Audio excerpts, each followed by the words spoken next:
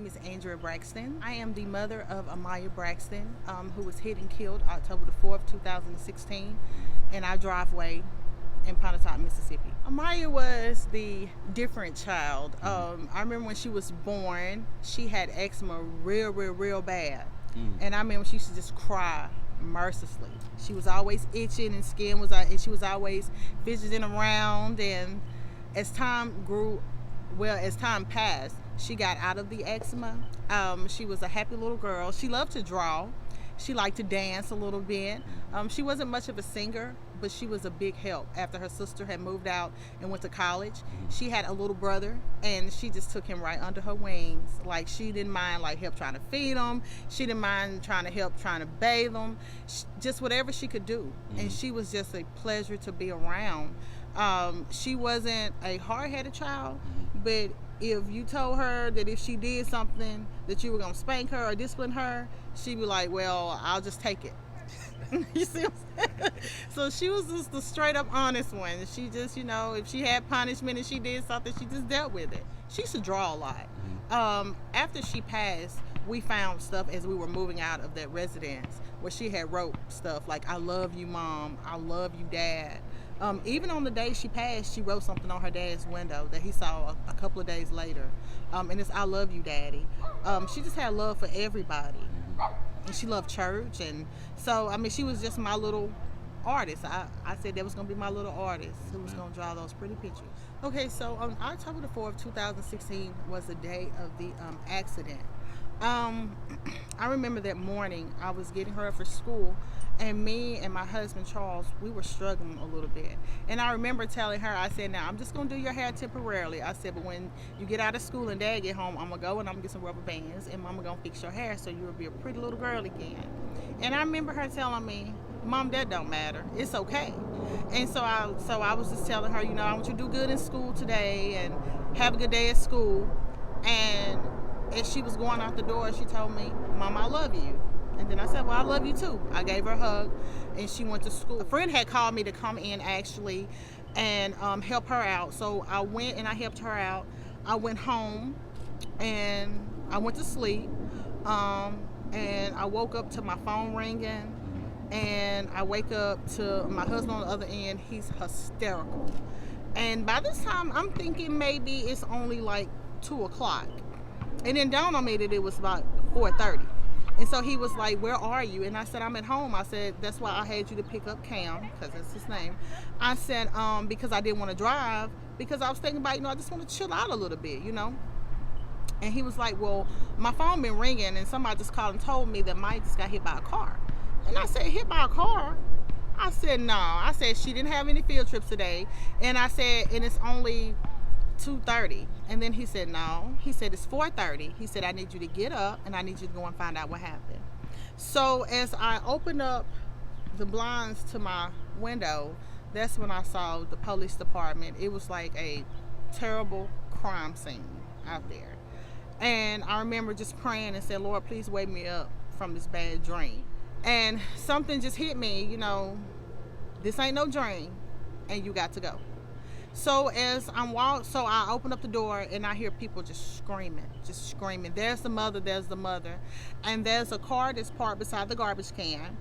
And I don't know why that car is here. I don't know who the car belongs to. Only thing I know is I don't see Amiyah. So as I'm going down the steps, the school superintendent came up and said, well, there's been an accident with Amiyah. And I said, what do you mean an accident? And he's like, well, she was hit by a car. I said, is she dead? And he said, Miss Braxton, it's not looking good. He said, but we're trying to get to the hospital. And that's when I found out. Well, nobody told me anything that night. I didn't even see the sheriff that night. No cops talked to us that night. The district attorney wasn't around that night. It was just me and my family. I was able to ride with her. So I was in the ambulance, and they were talking all different kind of codes. And every time I looked back there, her little head was bandaged. You can tell that there was some blood loss. And it was just that eerie, cold feeling in that ambulance ride. Nobody really wants to say anything to you. I was dealing, so I have all these emotions. and you hear these people in the back and they talking about this and they talking about that. And so I looked at the ambulance driver and I said, is she dead? And she said, well, I can't give you that answer. And I said, but I noticed that you didn't slow down to 55 miles an hour. She just got hit by a car. You don't have any sirens on. So can you tell me if she's dead or not? She died impact. As soon as the car hit her, it killed her. It tore her little body into shreds. The right side of her body was awful. She was trapped under the vehicle. Karen Carpenter dragged her. She dragged her. And I trusted that the situation would be resolved because I depended on the law and not resort to actions in my own hands, because that very well could have been done too. I said, but I chose not to because I believe in the law, and laws are put in place for a reason. So I have all these emotions, as you're saying, that's going on in my head. Her 10-year-old brother saw the whole thing. And this right here is a day after his birthday and 8 days before her birthday. Wow. And so a couple days for my mother's birthday, and then her dad's birthday is on Halloween. So all this stuff is going on in my mind at one time. And this right here is so much the amazing thing. I had to find out my own information. Wow. You would think with a crime like that you would have people at your house that night from the highway patrol station. You would think that your district attorney would come out and say, hey, this right here is what happened. This is what's available to you. This. You would think that somebody would have came. Nobody came. I stayed up until about 8 o'clock that morning, and I went to the sheriff's department and I talked to the sheriff. So I pretty much had to find out myself what was going on. Karen Mitchelle Carpenter. Okay, so on the initial police report, it states that she may have dozed off and fell asleep. So she admitted to being reckless. She admitted to being tired. And nobody gives you any explanation about her. It's like she's a celebrity or something, because nobody really said she's guilty. Nobody said that she was reckless. Nobody's really saying that she should have been prosecuted. Nobody is saying anything. It's like a total shutout. I've been shut out since this happened. I made numerous phone calls to the district attorney's office trying to meet him, trying to find out where they were on the case. He never returned the phone call. I never even knew who he was until about a year or two after the first indictment, when they came back, no true bill. I demanded a meeting. I said, if you don't give me one now, then I'm going to go to the other option. And that's where I'm going to rally everybody up in Pontotoc, and we're going to go through the town. So either you're going to give me my meeting, or we're just going to tear up the town, because I did it your way, the law way. Now I got to go back to old school, to where people really got stuff done. So after I demanded that meeting, they did give us a meeting, and it went down here from there. Lie after lie after lie. Now there were reports that she did leave work tired, and there was some other stuff going on. I don't know, because I have not been able to verify that. But as she was approaching the bus, apparently she must have went to sleep, because she didn't see a big yellow bus with flashing lights. All the traffic had stopped. So what she did was, to avoid hitting herself or causing herself harm, she go around on the right side that Amiyah was standing there. She had just stepped down off the bus, waiting on her brother to get off. And when she swerved around, she jumped not one ditch, 2 ditches. Wow. And hit her and dragged her. And finally somebody stops her and say, hey, there's a kid under your car. She proceeds to call somebody to come and pick her up. She's sending stuff from her window to this vehicle that she had to come pick her up. And people had to stop her and tell her, you just hit this kid. Why are you trying to leave the scene? And on the police report, they said that she's sitting in her car calmly, but that's not according to eyewitness statements. So what she did was, she broke that 10-foot barrier, that 10 feet, she broke that. So, and it's a law that says, Nathan's Law said you cannot do that. Unwillingly or wittingly, she was reckless. It says reckless. So that's what she did. She broke a law. She was going too fast. I mean, just think, how fast will a person have to go to jump 2 ditches? to jump to, not one. Because if she was going about 45, that first little ditch might would have threw her another way. But you were going so fast that the ditches didn't even stop you. Right. So you were speeding, and you passed a stopped school bus. You injured and killed a 7-year-old little girl, and you get away scot-free. It's either who knows who, how much money that you have, or because it's a child of color. It could be a variety of things. But I don't understand how one child don't get any justice, but another child of a whole nother color, the same exact thing happens, and it's the same district attorney. So this right here is not like a district attorney in another place. This is the same district attorney. So when this happened a couple months later, they charged that driver. Same incident. Child was not of color. It tells me a variety of things. As a person who has seen the first black president, people of color have stepped up, and we have came to a whole new level of life. So I would never just say it's a racial issue. However, the people that's holding this case in their hands have indicted more people of color than they have of their own. Since this has happened, and it keeps happening, it seems like Amiyah wouldn't get justice because of her color. Who are the district attorneys on this case? John Weddle and Sadie Gardner. I feel like she needs to stay out of law for a while. I think I made that perfectly clear when she ran for judge, and I stood in front of her sign in Tupelo, right by the bank, with a cell phone. I feel like she's not ready. There's a lot of other stories that she's been involved in, a lot of other things. And as time approaches, I will be able to share that. But her relationship is, she endorses Cindy Hyde-Smith. She really does believe that we're nothing. Because if she believed we were something, then they would have did all they could to help get justice for Amiyah, especially when the case was in their possession. So that lets me know that Pontotoc County does not care about us like we give them the power. And for some reason, my parents are older, and my dad still has a problem dealing with being a black handicapped man in Pontotoc County. So as long as we as of color, if we don't pull together there, they probably plan to take us out of it. That's how I feel. I think they approached it without knowing the law.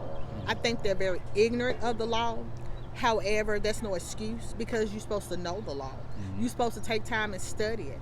They had, and this right here is the part that's so amazing, they had the lawmaker, the one that came up with the law, they at their fingertips, who actually took the time to get this law passed. They had her at their disposal and never even called, never even tried to get an understanding of the law. They're very ignorant of the law, but not necessarily that they're ignorant. I think that they look for a loophole, and I think they tried to find one. People are not really in the mindset of the lawmaker, but when I talk to her, me and her have talked over the years, just like one of my good friends.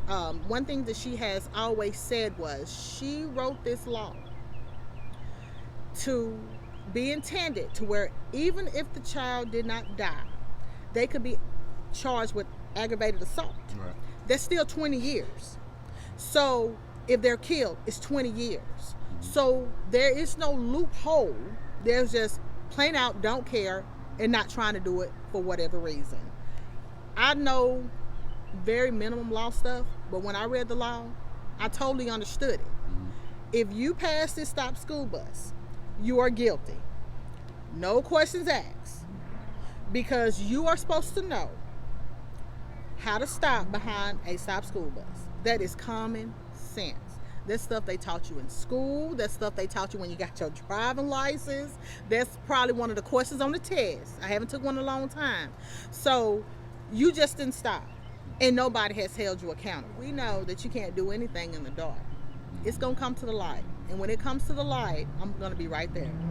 I'm asking everybody just keep on sharing, keep on posting, keep on calling the district attorney's office. We have a new attorney general now. Let's talk to the attorney general. Let's get some of these rappers and stuff talk about the people in prison. You know, I know prison is I'm pretty sure it's a pretty hard life to live, you know, but there's a 7-year-old child that's there too. We need their help too. We need everybody, because this is only don't free me, but this right here is going to help people all over the world. Since I've been here, there's been 3 other accidents because nobody has been held accountable. When we start holding people accountable, then we will start getting results. I'm never going to stop fighting. I'll be 80 years old in a wheelchair, probably with 1 leg and no teeth. I'm still going to be talking about justice for Amiyah, because she needs her justice.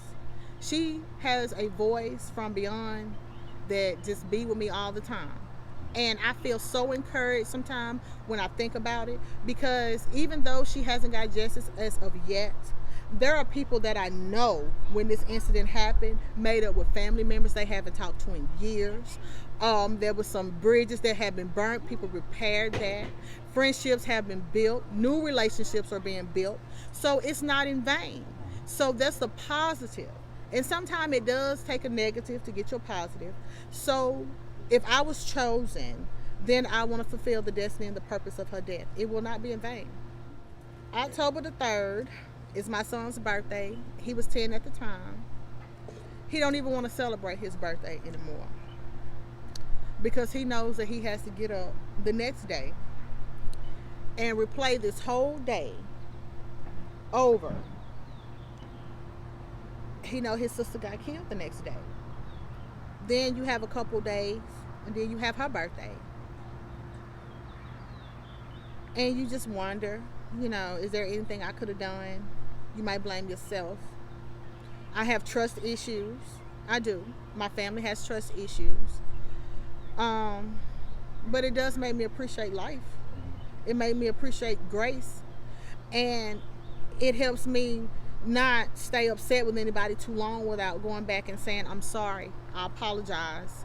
Because you don't never know when your life is going to be taken. You don't never know if somebody going to hit you, if you're going to get ran over by a car. I'm terrified. My kids, I don't let them play without me being outside, because you just don't never know. I'm constantly watching cars. Since I've been here, I jumped in front of a car a couple months ago, well actually a couple weeks ago, because it was dark. The kids was getting on the bus. The car didn't see them. I'm standing right there, so what I do, I jump right in front of it without even thinking. So it has made me somewhat be careless, even in my own trying to save somebody else, because nobody was there to save Amiyah. I wasn't even there. I couldn't even save her. So my life has been up and down. I have my good days, I have my bad days, but I always try to focus on the positive of things, and let people know no matter what you go through, you can stand, you can make it. Just got to turn this anger into positive. And so that's what I'm trying to do. I don't hate Karen Carpenter. I can't and go to heaven. However, I need her to woman up and man up and say, this is what I did. Because at the beginning, I was prepared to just let the justice system handle it. If she went in front of a grand jury and didn't get convicted, hey, it went to court, it did what it was supposed to do. But it never even made it, because nobody tried to help. And there's rumors that she's been telling people she got this and she ain't going nowhere, and that made it back to me. So the word is, I haven't forgot about you.